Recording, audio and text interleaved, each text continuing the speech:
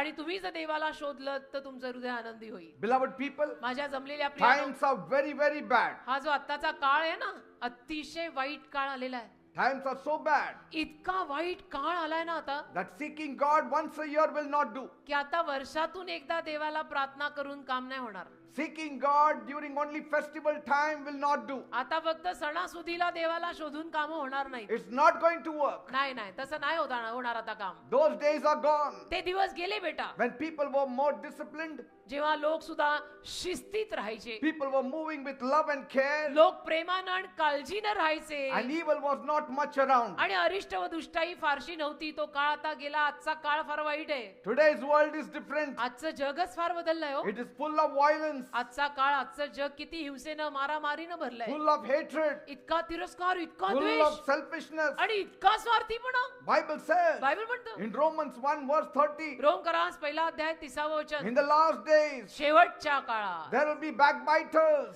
एकमेकांच्या विरुद्ध बोलणारे लोक येतील, there will be haters of God, आणि देवाचा तिरस्कार करणारे लोक येतील, despiteful, आणि तुच्छ मानणारे लोक येतील, proud, घमेंडी लोक येतील, boasters, स्वतःची बडाई मारणारे येतील, inventors of evil things, दुष्ट गोष्टींचा शोध लावणारे येतील, disobedient to parents. आज्ञाभंग आई बापाचं न ऐकणारं संतान येईल या काळात. Bible says in 2 Timothy 3 verse 2, 2 Timothy 3 अध्याय 2 वचन म्हणतं, for men shall be lovers of their own selves, त्या काळी लोक स्वतःवर प्रेम करणारे होतील, की मला मीच आवडते, मला आणि कोणी आवडत नाही. covetous, लोभी, boasters, घमेंडी, unthankful, आभार न मानणारे, unholy. अपवित्र.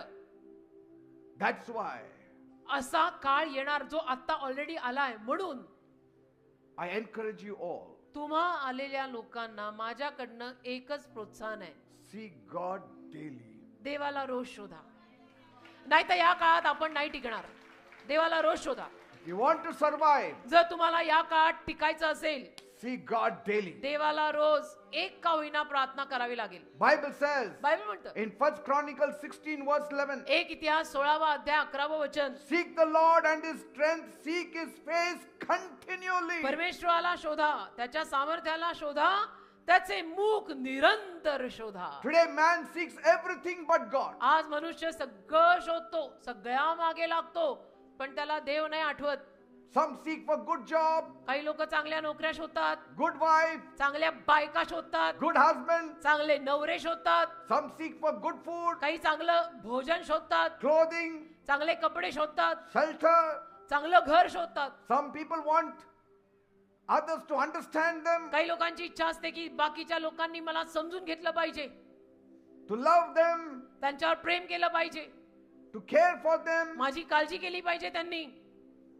They seek after these things. या सगळ्या गोष्टींच्या मागे अलीकडे माणसं लागतात.